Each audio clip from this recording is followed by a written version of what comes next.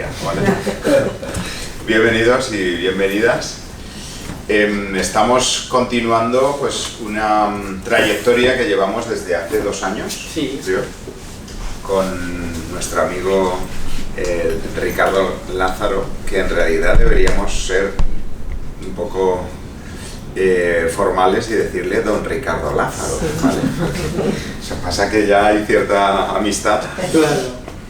Don Gonzalo más, porque coinciden en la Facultad de Teología, ahora en la universidad, ¿no?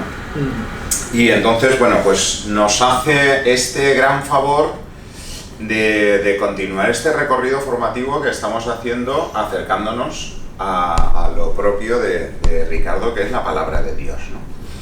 Llevamos 2 años con Pablo, con San Pablo, ¿vale? Y la verdad es que nos hemos enriquecido mucho. Algunos incluso se han enriquecido porque no han sido solo las charlas, la formación aquí, sino que ha sido también los viajes, ¿no? Los viajes a los lugares de San Pablo, y eso pues una cosa enriquece la otra y viceversa, ¿no? Sí.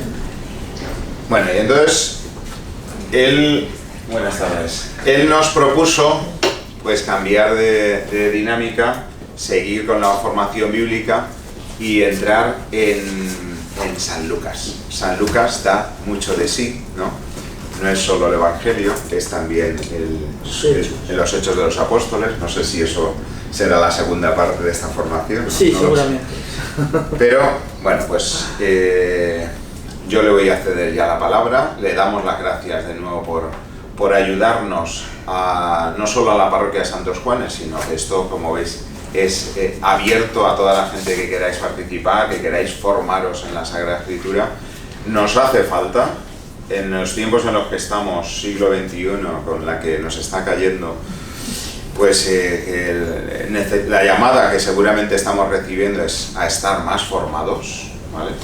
A saber, pues a conocer muy bien la Sagrada Escritura, y no solo a conocerla intelectualmente, sino a vivirla, ¿no? Así que somos todo oídos y todo corazón, y abiertos a todo lo que nos quieras contar del amigo Lucas. Muy gracias. Bien. Pues muchas gracias, Aquilino. Y como dice, pues ya se han forjado vínculos, ¿no? de amistad y de relación, no solo aquí, también en Chiribella. Nos vimos en su parroquia, también hay representantes magníficos de allí. Y bueno, pues lo cierto es que si hay algo que se desprende claramente de uno de los libros que el año pasado, de la mano de Pablo, porque en realidad era de la mano de Pablo, acabo de empezar, ¿eh? Ya me he dicho que bien. Sí, ha hecho una presentación. Y decía que eso, pues, si algo podemos decir con certeza que se desprende precisamente del libro de los Hechos de los Apóstoles, que fue escrito por San Lucas, es la relación, pues, profunda que tuvieron estos 2 personajes importantes del cristianismo primitivo. Por un lado, Pablo de Tarso, que ya vimos el curso pasado, fue el centro de estos coloquios nocturnos, fue él, ¿no? Y como digo, este libro de los Hechos de los Apóstoles, como Aquilino ha avanzado en la presentación, en realidad es la segunda parte de una única obra que escribe San Lucas, una obra que es singular en el Nuevo Testamento por esta razón, a diferencia de los otros relatos, el de San Marcos, el más antiguo, el de San Mateo, probablemente contemporáneo de San Lucas, aunque no se conocieron, ni se leyeron el uno al otro, y San Juan, el último de los 4 en escribir, pero si los vemos en el conjunto de los 4 relatos, pues resulta que el más distinto de todos es el de San Lucas, precisamente porque si bien es cierto que San Marcos, San Mateo y San Juan, al igual que San Lucas en la primera parte, es decir, en esto que llamamos el tercer evangelio,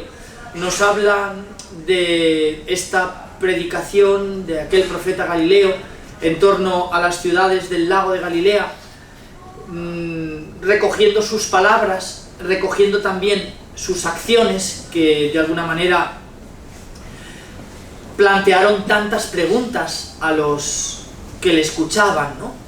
Probablemente esta fue quizás una de las intenciones de todos ellos, de los cuatro, San Marcos, San Mateo, San Lucas y San Juan, la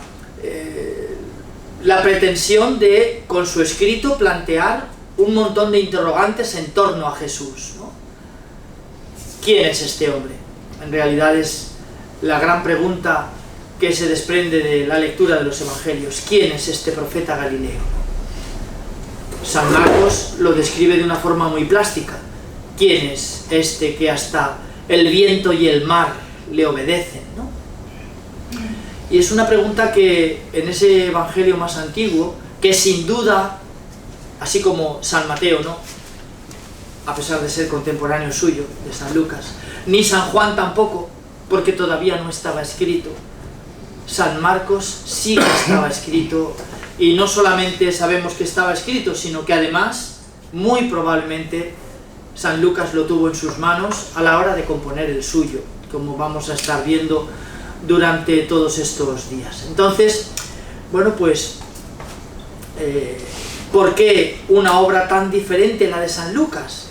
Pues por esa misma razón, porque a diferencia del relato de San Marcos, el de San Mateo y el de San Juan, San Lucas no se limita únicamente a lo que Jesús dijo y a lo que Jesús hizo, sino que tiene una segunda parte con la que ya estamos familiarizados, y estamos familiarizados porque el curso pasado fue objeto central de nuestros coloquios nocturnos con San Pablo, ¿no? Hasta el punto, Aquilino también decía que no se trataba simplemente de este paseo que dimos por las cartas de Pablo y por este otro texto, precisamente los Hechos de los Apóstoles, con el que pues San Lucas muy pronto se convierte en una especie de biógrafo de San Pablo, tal vez sin pretenderlo.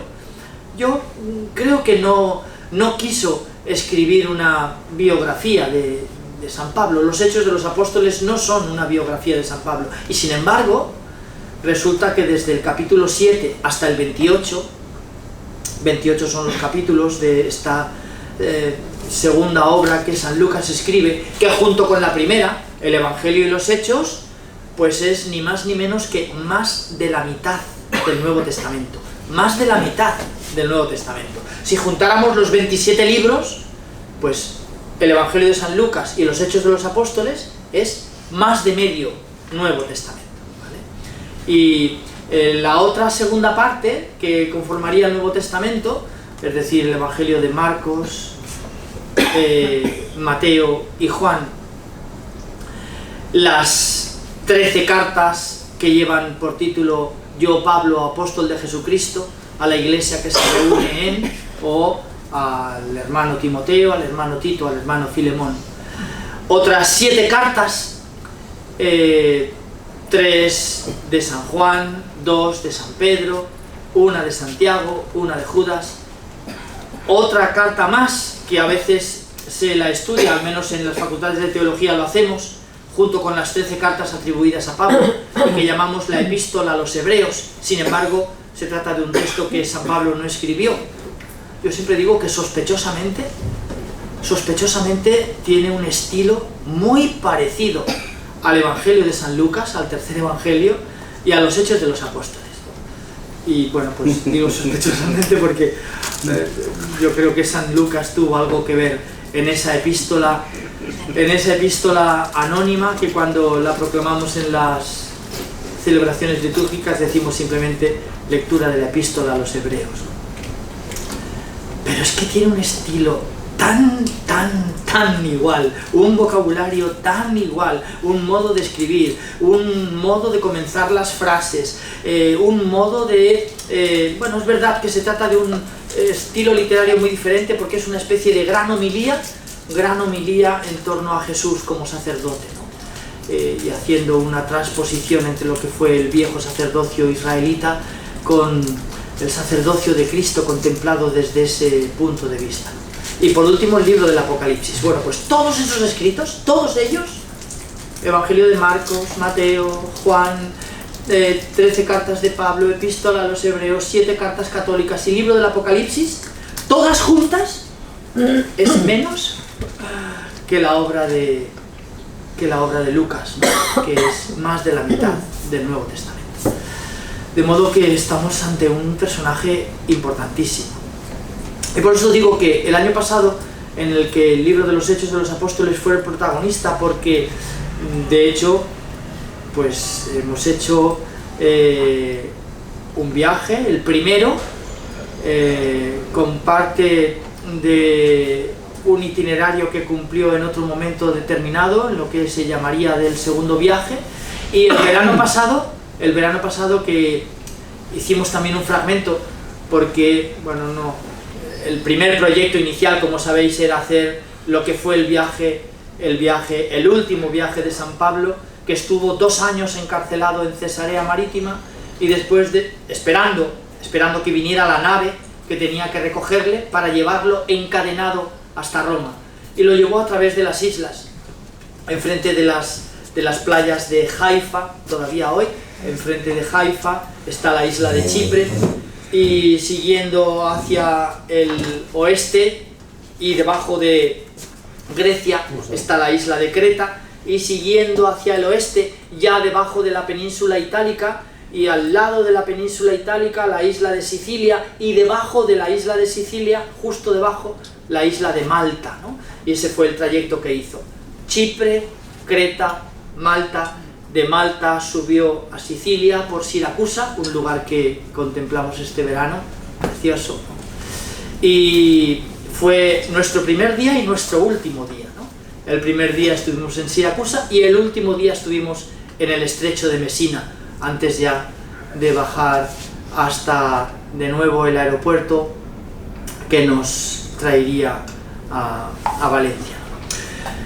De modo que cuando volvíamos, Gonzalo y yo pensábamos: ¿qué vamos a hacer el año que viene? ¿Qué vamos a hacer el año que viene con estos coloquios nocturnos que ya se han hecho un poco habituales en esta comunidad cristiana de los Santos Juanes, ¿no? Y entonces pensamos pues que tal vez una continuidad lógica sería pues seguir con este personaje con quien San Pablo está tan vinculado, hasta el punto de que, y Aquilino lo ha dejado caer y probablemente pues sería el procedimiento normal este año que nos vamos a dedicar, ahora diré un poco, y no voy a ni mucho menos a hacer lo que pensaba hacer hoy, porque he empezado 45 minutos más tarde, entonces pues obviamente no vamos a decir, bueno, pues empezamos 45 minutos después y terminaremos, no. Va a ser muy breve el encuentro de hoy, en el que simplemente voy a decir un poquitín el panorama, y lo que pensaba hacer hoy pues lo veremos en el próximo encuentro, ¿vale? Lo que pensaba hacer hoy de introducirnos un poco en quién es este personaje en realidad, qué evangelio escribe, qué fuentes tiene, dónde lo escribe, en qué momento, quiénes son los destinatarios, bueno, todas estas cosas que son, uno podría decir, bueno, pues secundarias, pero no son tan secundarias como creemos en realidad, ¿no? El momento en el que escribe es un momento pues especialmente importante. Los destinatarios que Lucas tiene en mente, a pesar de que la obra está dedicada a este tal que ya, bueno, no sé si os ha dado tiempo a ver los carteles, que en un tiempo récord, no por culpa de Sergio, porque la culpa ha sido exclusivamente mía, y Y bueno, pues Sergio en un tiempo récord y casi milagrosamente, porque lo entregué por la mañana y por la tarde estaba el cartel impreso en la facultad, por eso digo que es casi milagroso. Gracias, Sergio. Y bueno, pues ahí sí que está un poco el itinerario, bueno, los días que tendremos estas 9 semanas. De nuevo va a ser un parto también, estas 9 martes de cada mes, en donde nos reuniremos para tener este coloquio nocturno con San Lucas. De modo que eso, pues el próximo día, que me imagino que ya tendremos folletos también, ¿no? Pues hablaremos un poquitín de todas estas cosas, cómo y por qué decidió Lucas escribir el tercer evangelio, qué conocimiento tenía de Jesús para escribirlo, porque él mismo confiesa que lo que escribe no lo escribe ni porque él lo haya visto ni porque él lo haya escuchado, ¿no? Sino, de hecho, el prólogo, un prólogo magnífico, endiabladamente complicado para quien se atreve a leerlo en griego, porque Lucas hace un alarde de escritura casi sin puntos ni comas, ¿no? Y dice algo así como: muchos otros antes que yo han emprendido esta tarea de poner por escrito lo que Jesús dijo y lo que Jesús hizo, según nos lo transmitieron, es decir, no porque yo lo escuchara ni porque yo lo viera, según nos lo transmitieron quienes fueron testigos oculares. Y dice: también a mí me ha parecido bien, querido Teófilo, y así hemos titulado el curso, he decidido escribirte, querido Teófilo, también a mí me ha parecido bien escribirte, después de haberlo investigado cuidadosamente desde los orígenes, escribírtelo por su orden, para que compruebes la solidez de las enseñanzas que has recibido. De modo que estos 4 versículos, así empieza de una manera magistral, ¿no?, el relato. El próximo día nos detendremos de un modo más pausado en esos 4 versículos que son importantísimos. Es el único de los 27 escritos del Nuevo Testamento, es el único que comienza de esta manera, con un prólogo. Y no comienza solo el tercer evangelio, también comienza así el libro de los Hechos de los Apóstoles. Ya en mi primer libro, querido Teófilo, de nuevo, bueno, y nos vamos a preguntar quién es este Teófilo. ¿Por qué? Pues porque, bueno, será casualidad o no, se trata de un personaje real. ¿Y por qué se han hecho esta pregunta los biblistas, los teólogos, los historiadores a lo largo de la historia? Por su nombre. No se llama Ricardo, ni Gonzalo, ni Aquilino. Se llama Teófilo, es decir, amigo de Dios, o aquel a quien Dios ama, Teófilo. Y entonces muchos se preguntaron, a lo largo de todos estos siglos, ya 21, que nos separan de la escritura, de esta obra dedicada 2 veces consecutivas en esos 2 libros a este personaje enigmático, Teófilo. Es un guiño de Lucas, casi a como decir que en realidad está dedicado a cada uno de nosotros, a cada una de nosotras, que se va a convertir en un Teófilo, en un amigo de Dios, en una amiga de Dios. Si tomamos en nuestras manos este texto, bueno, pues vamos a tener 9 meses para gestar todo este interrogante, ¿no? 9 meses para gestarlo y tratar de dar una respuesta. Pensó escribir desde el principio un relato diferente sobre el profeta de Nazaret, porque ya he dicho, no es ni como el de Marcos, que conoció, que leyó, que probablemente tenía en sus manos, en la cabecera o en la mesa donde estaba escribiendo, y sin embargo no lo reprodujo tal cual y todo el relato, ¿no? Luego sabemos además otra cosa, sabemos que no solamente tuvo en su mesa de trabajo el Evangelio según San Marcos, sino otro texto enigmático. ¿Por qué sabemos que tuvo otro texto enigmático? También hablaremos de esto. Porque Lucas, que escribe un griego maravilloso, ¿no? Un griego, desde luego, el mejor del Nuevo Testamento. Por eso os decía que sospechosamente la epístola a los hebreos, cuando no hay otro autor que escriba como él, pues resulta que la epístola a los hebreos se parece a los Hechos de los Apóstoles y al tercer evangelio. A mí esto me parece muy sospechoso. Pero bueno, en cualquier caso,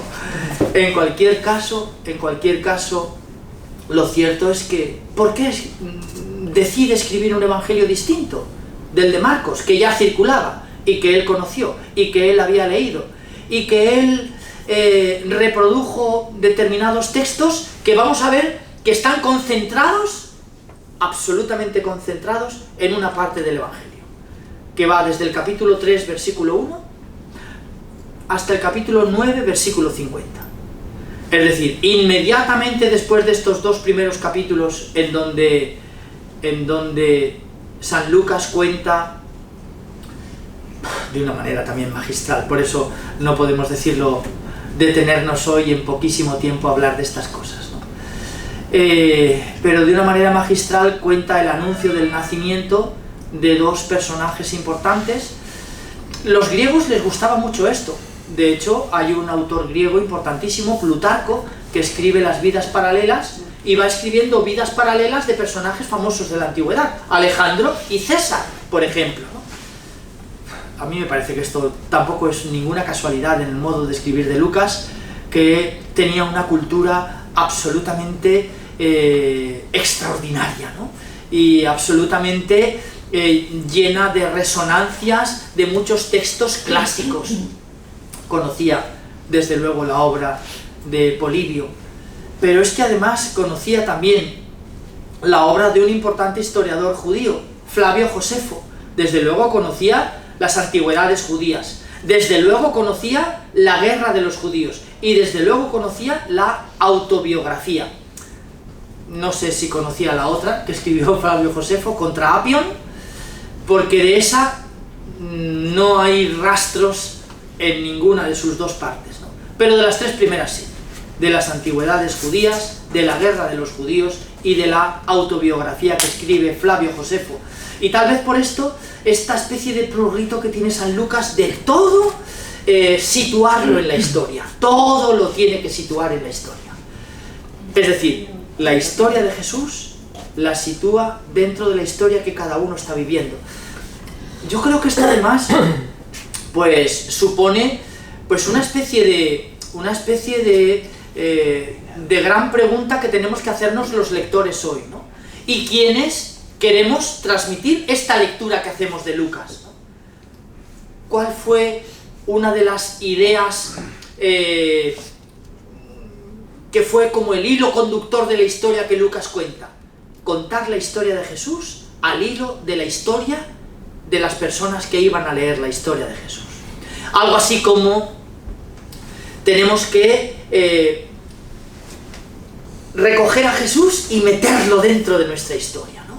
Y reconocerlo dentro de nuestra historia. Es decir, la vida de Jesús no es la vida de un personaje sin más. La vida de Jesús no es la vida de... Podía haberlo hecho porque es también muy conocedor de ese tipo de obras literarias griegas, de divinidades, ¿no?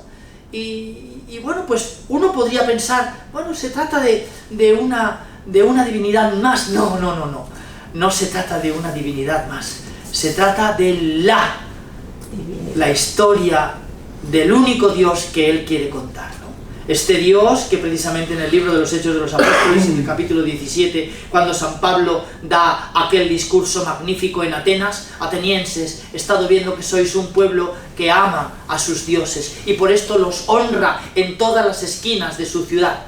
Y he visto estatuas de todos vuestros dioses y diosas, pero he pasado justo por una que me ha llamado la atención.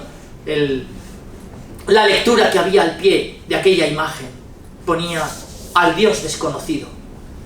Dice, yo sé cómo se llama ese Dios, decía Pablo, o al menos esas fueron las palabras que Lucas puso. No sabemos si probablemente sí, probablemente Pablo las pronuncia, ¿no? Pero en cualquier caso lo que nos importa es que San Lucas las pone en su boca para hablar a aquellos hombres y mujeres atenienses que estaban acostumbrados a convivir con las divinidades, y Pablo les dijo: yo he venido a hablaros de este Dios de quien no conocéis su nombre. Su nombre es Jesús de Nazaret. De modo que, ¿por qué San Lucas decide escribir un evangelio tan diferente del de Marcos, del de Mateo, contemporáneo suyo, y del de Juan?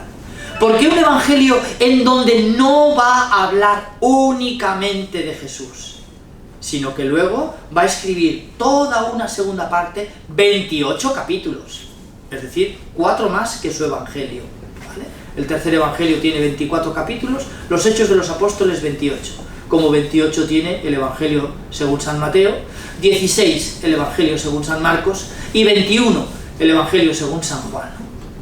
Pero ¿por qué? Al contrario de como habían hecho San Marcos, San Mateo y San Juan, que lo que dice de Jesús lo entremezcla entre las páginas de sus respectivos evangelios, el evangelio según San Marcos, el evangelio según San Mateo, el evangelio según San Juan. Lo que cada uno de ellos, cada uno de estos 3 evangelistas, San Marcos, San Mateo y San Juan, dicen de Jesús, lo dicen mezclando cosas que cada uno de ellos dirige a su comunidad. San Mateo probablemente a los cristianos de Antioquía de Siria, San Marcos probablemente a los cristianos de Roma y San Juan probablemente a los cristianos de Éfeso. Y en cada uno de sus respectivos evangelios, y esta es la dificultad que tiene a veces leer el evangelio, el evangelista no se dedica únicamente a decir literalmente lo que Jesús dijo y lo que Jesús hizo, sino que además nos cuenta la vida de su comunidad. Por esto no es tan fácil leer un evangelio, porque un evangelista en las páginas de su evangelio nos habla también de su comunidad. ¿Pero qué hizo Lucas?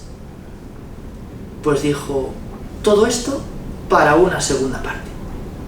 Y en la primera parte la dedica, como dice en el prólogo de los Hechos de los Apóstoles: ya en mi primer libro, querido Teófilo, te hablé de lo que Jesús dijo y de lo que Jesús hizo.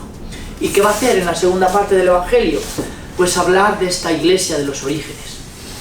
Pero esta iglesia de los orígenes, y esta es la complejidad de ese libro de los Hechos de los Apóstoles, hoy la estrella. Los Hechos de los Apóstoles es la estrella para los biblistas. Nuestro compañero, el profesor nosotros le llamamos Pepe Rafael, ¿no? José Rafael, ¿no? José Rafael Dominico, y ha propuesto una optativa que se titula El libro de los Hechos de los Apóstoles, eje central del Nuevo Testamento, ¿vale? Bueno, un título magnífico, porque es cierto, el libro de los Hechos de los Apóstoles es un eje central del Nuevo Testamento. Joven, ¿eh? Joven. Joven, sí.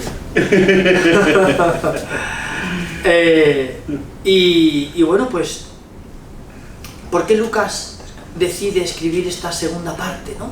Dedicada también a este personaje enigmático? Una obra en 2 volúmenes, fue una obra en 2 volúmenes desde el principio. ¿Por qué hoy los encontramos separados? ¿Tuvo esta obra 2 ediciones?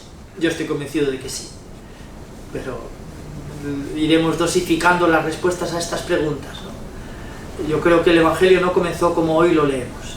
El Evangelio comenzaba en el capítulo 3, probablemente, muy probablemente, en el capítulo 3. Qué curioso, donde comienza San Marcos. Qué curioso, donde comienza San Juan. El primero y el último, hablando de San Juan el Bautista, ¿no? De la predicación de Juan el Bautista. Y qué curioso también que el Evangelio de San Mateo, que San Lucas no leyó, a quien San Lucas no conoció, que, bueno, pues si no se conocieron, evidentemente no hablaron entre sí. Y curiosamente, tanto San Mateo como San Lucas hacen una especie de primera parte del Evangelio. Yo creo que esta es la segunda edición de San Lucas, en donde San Lucas añade el capítulo 1 y el capítulo 2. en donde se anuncia el nacimiento del Bautista, se anuncia el nacimiento de Jesús. María hace un viaje a visitar a su pariente Isabel, la madre del niño anunciado antes que Jesús. Lo hace con una serie de contrastes increíbles. Inmediatamente después el cántico que aquella mujer, María, pronuncia al encontrarse con esa otra mujer, las dos madres, las dos, una anciana, la otra virgen, las dos que conciben de una manera milagrosa un niño. La primera porque era anciana y estéril, la segunda porque era joven y virgen. El cántico que va a pronunciar alguien que se queda mudo, el padre de aquel primer niño, Zacarías, porque no se va a creer las palabras del ángel. Y cuando recupera el habla, pronuncia esas palabras que empiezan: bendito sea el Señor, Dios de Israel, porque ha visitado y redimido a su pueblo. Las palabras que pronuncia María, ¿no? Proclama mi alma la grandeza del Señor. Y el relato se prolonga y nos encontramos con otro himno cuando llevan a Jesús en este último de los capítulos que San Lucas concibe para hacer preceder probablemente a esta primera edición que ha salido de su evangelio, que comenzaba con la predicación de Juan el Bautista, con otro himno que encontramos cuando llevan a Jesús para la presentación en el templo y para la purificación de ambos. Nos dice algo que contraviene la legislación judía. ¿Quién tenía que purificarse? La madre. Tenía que purificarse la madre del nacimiento del niño. Sin embargo, San Lucas, ¿por qué nos habla de la purificación de ambos? Bueno, hablaremos de todos estos enigmas también, ¿no? De modo que, y digo, otro de los misterios a los que tendremos que dar razón. También San Mateo, que San Lucas no había leído, resulta que empieza su evangelio de un modo muy parecido. Habla de la genealogía de Jesús, habla del anuncio del nacimiento de Jesús, que no se hace a María sino a José, habla del nacimiento de Jesús, habla de la adoración del nacimiento de Jesús, que no adoran los pastores como en San Lucas, sino unos enigmáticos, y no vamos a decir el número porque San Mateo no lo dice, enigmáticos sabios que vienen de Oriente. Y luego una matanza que San Mateo cuenta de niños, porque el rey Herodes, que había dicho a aquellos magos: cuando regreséis, pasad a verme y decidme dónde está este niño, que yo también quiero ir a adorarle, ¿no? Y dice que fueron por otro camino, siguiendo este anuncio divino, por otro camino, y aquel rey Herodes, furioso, Herodes el Grande, manda aquella matanza de niños menores de 2 años. Esta sagrada familia, según el relato de San Mateo, huye a Egipto para evitar esta matanza. El niño es puesto a salvo. Ni un solo, y ni un solo es ni uno de los episodios contados por San Mateo es contado por San Lucas. Y ni uno solo de los contados por San Lucas es contado por San Mateo. Y sin embargo, resulta que tenemos toda una serie de confluencias misteriosamente únicas, ¿no? Los desposorios de ambos, estando desposados pero todavía no viven juntos. María concibe al niño de manera virginal, lo tiene de manera virginal, etcétera, etcétera, etcétera, ¿no? El nacimiento en Belén. Es verdad, las circunstancias van a ser diferentes en uno y otro, de manera que vamos a tener que dar respuesta a todos estos interrogantes. Las parábolas que leemos en este evangelio tienen un sabor especial y basta enunciarlas para mentalmente continuarlas. Un hombre bajaba de Jerusalén a Jericó. Un padre tenía 2 hijos, el más pequeño, y seríamos capaces todos de continuar estas parábolas. Diferentes, todas ellas diferentes, y todas ellas concentradas. Antes decía que San Marcos probablemente estuvo en la mesa de San Lucas, y este evangelio de San Marcos está concentrado desde el capítulo 3, versículo 1, hasta el capítulo 9, versículo 50. Y en el capítulo 9, versículo 51, leemos: y girando su mirada hacia la ciudad santa, y endureciendo su rostro, el profeta de Galilea tomó la firme decisión de subir a Jerusalén. Y a partir de ahí, capítulo 9, versículo 51, hasta el final del capítulo 19, versículo 28, nos encontramos con algo que cuenta Lucas y que no contó ni San Marcos, ni San Mateo, ni San Juan. Y no nos encontramos con ninguna parábola que ninguno de los otros hubiera contado.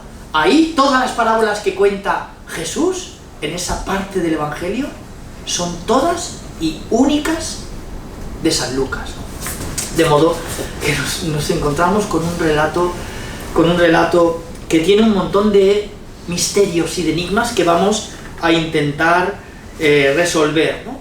Los gestos y las palabras de Jesús en este Evangelio, en el tercero, no voy a decir que son absolutamente diferentes, pero están marcados por un tono tan distinto del de San Marcos, del de San Mateo y del de San Lucas, que casi podemos hablar de un Jesús bastante diferente. El Jesús, a mí me gusta llamarle el Jesús de San Lucas, en donde este Jesús de San Lucas está rodeado de unos personajes. No digo que los demás no nos encontremos esa sorpresa también. ¿Cuál es la sorpresa? Pues que la gente proscrita en Israel son, en cambio, en los evangelios, los amigos de Jesús. Pero hasta el punto de que todos esos grupos de gentes que no podían acercarse a Dios, que no podían rezar en la sinagoga, que no podían subir al templo a rezar, que no podía nadie acercarse a ellos, que no podía nadie sentarse a la mesa con ellos, muchísimo menos comer con ellos, ni tocarlos. Ciegos, cojos, sordos, mudos, mancos, leprosos, prostitutas, publicanos, pecadores, niños, pastores. Son los personajes del Evangelio de Lucas, los más importantes. De modo que todas estas preguntas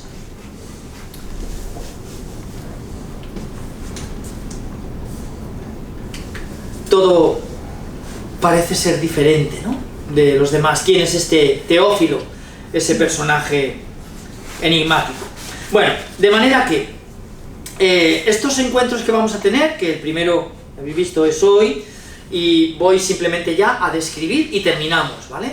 Para terminar en punto a la hora, que sería las 9:15, que son ahora, de la hora que teníamos que haber comenzado, ¿no? Un primer apartado que veremos el próximo día, dedicado, lo he titulado, bueno, el título general es: he decidido escribirte, querido Teófilo, Lucas 1:3, ¿no? Coloquios nocturnos con San Lucas. La comunidad parroquial de los Santos Juanes de Valencia lee el Evangelio según San Lucas.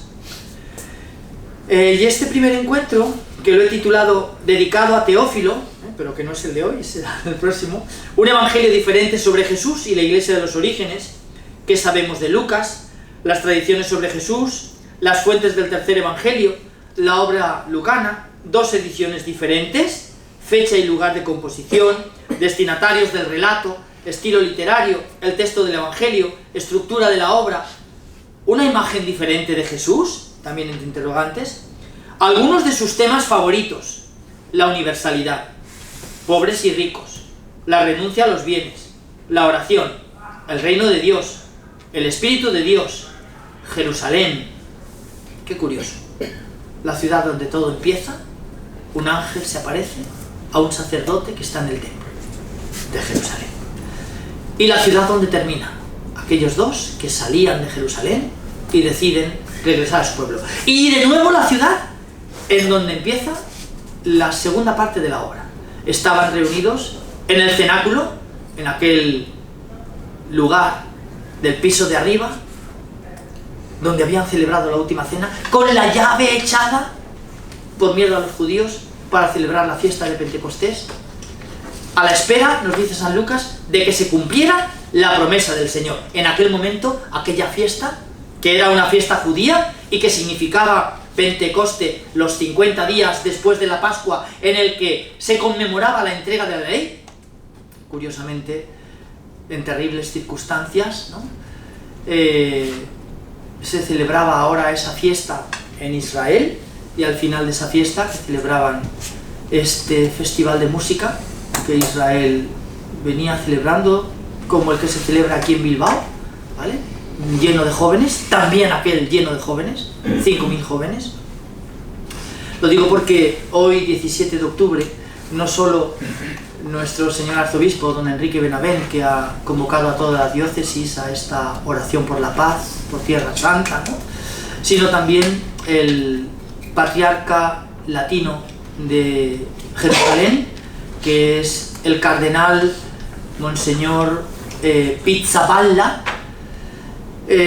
franciscano, que fue primero guardián del estudio bíblico cuando yo estudiaba allí, y de aquella comunidad de la flagelación de Jerusalén, en donde está el Studium Biblicum, y luego fue el guardián de la provincia franciscana de Tierra Santa, y luego fue consagrado obispo, nombrado arzobispo, creado cardenal y actualmente patriarca latino.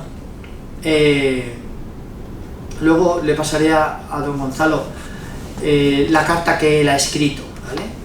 Pidiendo para hoy que, pues eso, que se dedicara a ese día. Yo lo tengo puesto en el estado de mi WhatsApp, ¿no? Esa carta suya en la que pedía a los cristianos un día de oración y de ayuno por Tierra Santa, ¿no? Por eso hemos rezado el rosario en la parroquia hoy y meditado de una manera diferente, ¿eh?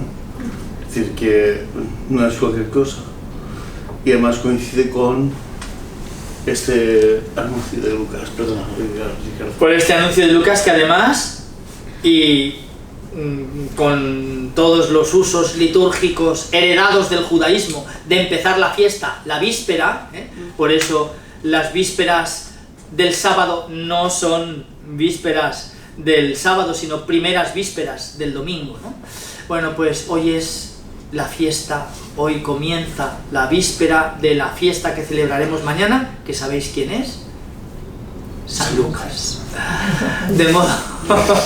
De modo que estuvimos en un tris de cambiar las fechas, pero luego dijimos, no podemos cambiar las fechas.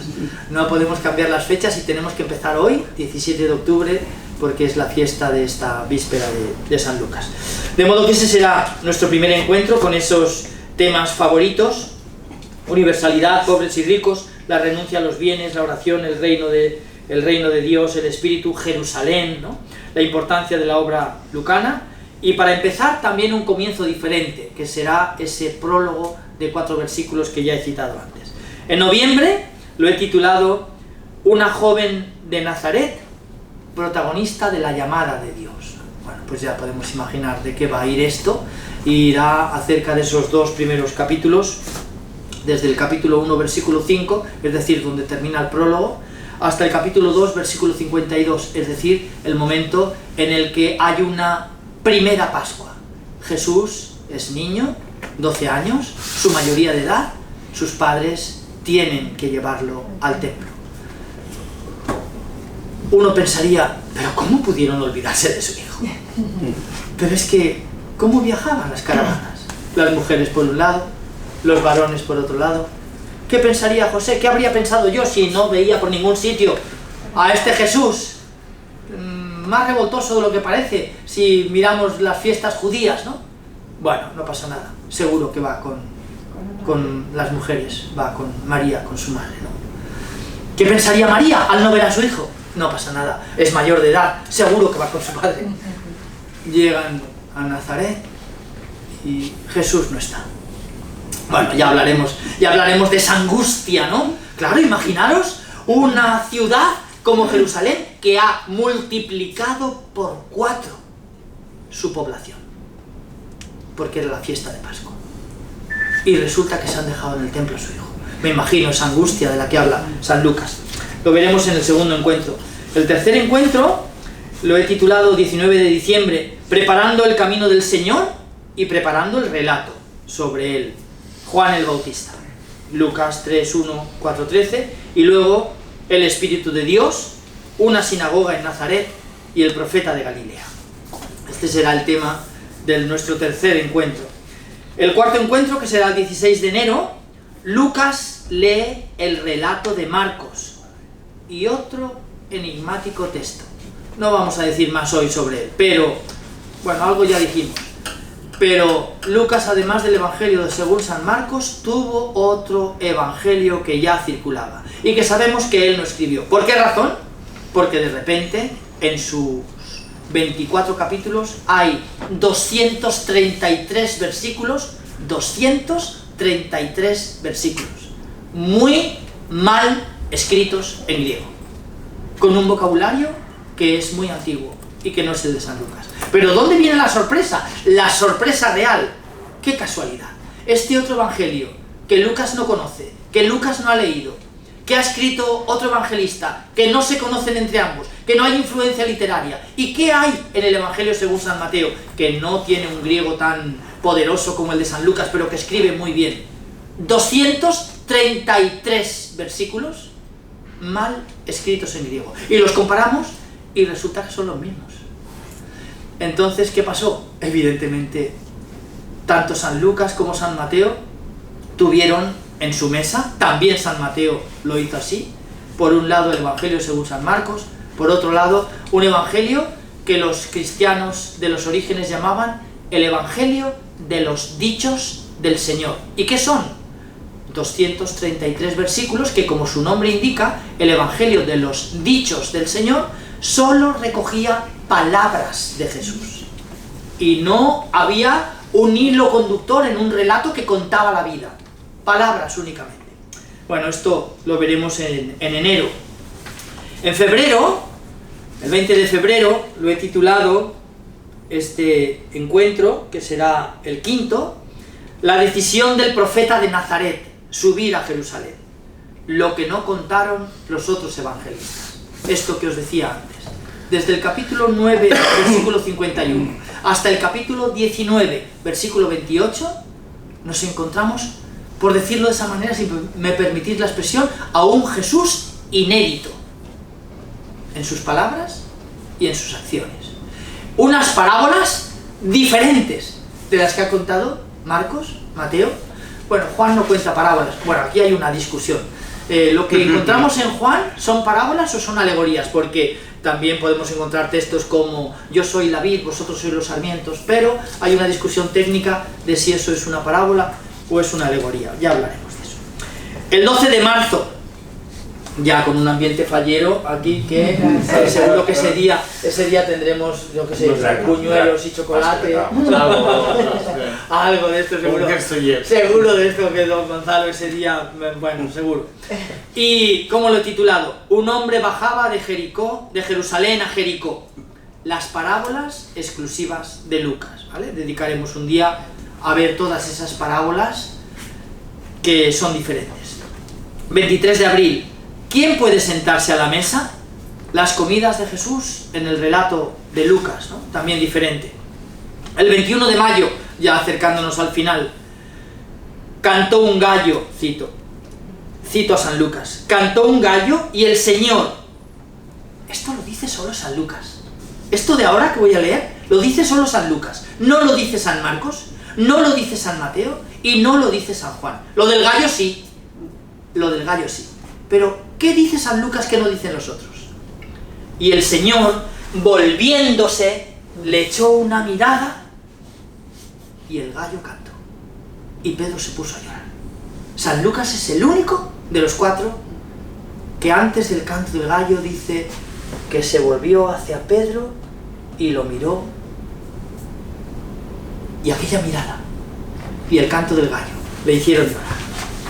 Y lo subtitulamos La Pasión según San Lucas, 21 de mayo, y al final, 18 de junio, a ellos se les abrieron los ojos y lo reconocieron. El hallazgo del sepulcro vacío y las apariciones del resucitado en Lucas. Bueno, este va a ser nuestro curso. Y ahora le dejo unas palabras a don Gonzalo. Solamente porque vamos... Y terminamos. Remarcar e insistir. He decidido escribirte, querido Ricardo. ¿Por qué?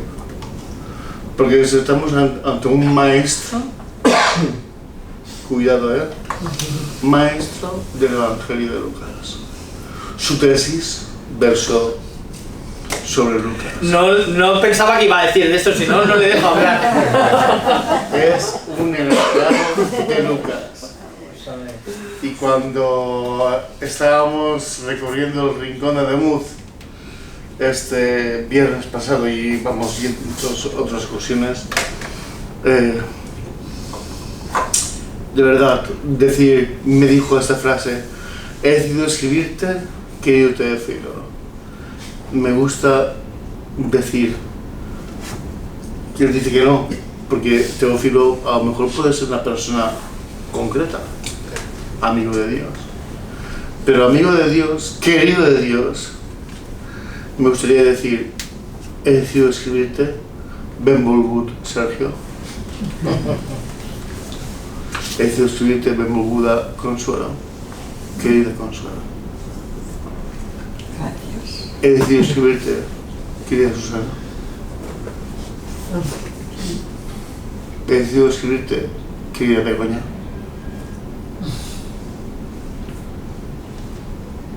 Podríamos seguir, ¿no? Chillena. Chillena, sí. Chellina. Chillena. No son los chillenes, no los chillines. He escribido escribirte, querida Chillina. O querido Emilio. ¿Por qué? Porque de lo que se trata al final de todo es provocar un encuentro. Un encuentro con el Jesús de San Lucas, que no es otro que el Jesús que sabía mirar desde la misericordia, que es la palabra que lo pronunciando él, pero que la tenía guardada en la recámara. Es el Jesús de la misericordia. O lo que yo digo ahora mismo, es el Jesús de otro modo de ser. ¿Cuál? Al estilo de la misericordia, al estilo del Evangelio, al estilo del pagano, de uno, no, permíteme decir, que tiene una profesión que no es ni pescador, ni es Galileo, ni es de Judea, sino se dice que es una profesión un tanto así como dedicada a los demás. Dicen tradicionalmente que es el médico.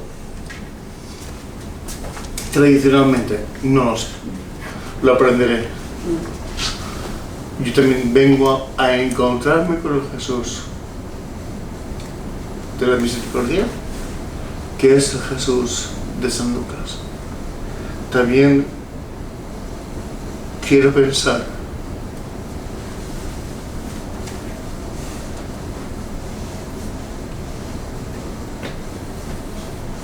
que luego Lucas me dice: he decidido escribir, querido, y mi nombre. Y más cuando tengo un día especial, vamos. Y además es mi San Pedro. ¿Y cómo lo miró? ¿Por qué? 21 de mayo. Nací yo. Cantó un gallo. Gonzalo negó al Señor. Pero, volviéndose la mirada de Jesús. No es la mirada del motorista fantasma, es la mirada de Jesús y es la mirada de misericordia. He decidido escribirte, querido amigo, para que nos encontremos este curso con Jesús, con el Jesús de la misericordia. ¡Fua! Es como decir, somos de otro modo.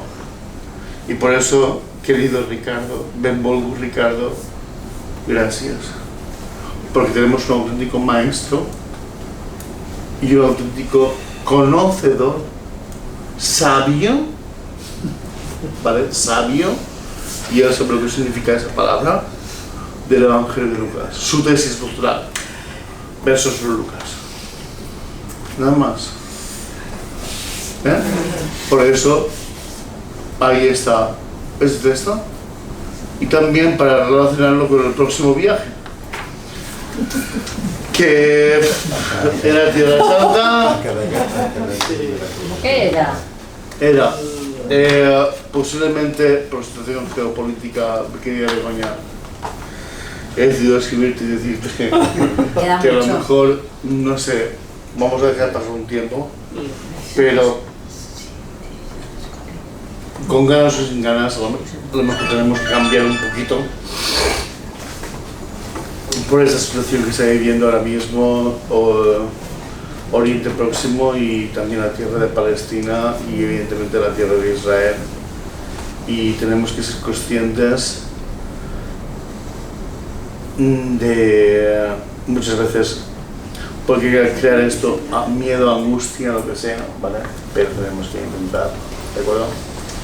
Es decir, si se puede ir, iremos, pero si no, va a ser un poquito difícil y tenemos que tener en la recámara 2 o 3 balas para poder disparar, ¿de acuerdo? Que sean todas de misericordia, por el amor de Dios. ¿De acuerdo? Gracias, ¿verdad? Muchas gracias.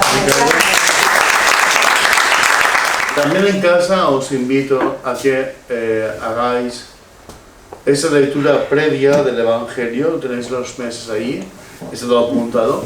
Entonces, por favor, leeros el Evangelio y arrancamos con las preguntas que nos hagáis todos. Por lo tanto, si a lo largo del mes en esta lectura os surge alguna cuestión, será conveniente transmitirla. Oye, que no sea, ¿cómo se llamaba la burra de San José? Por ejemplo?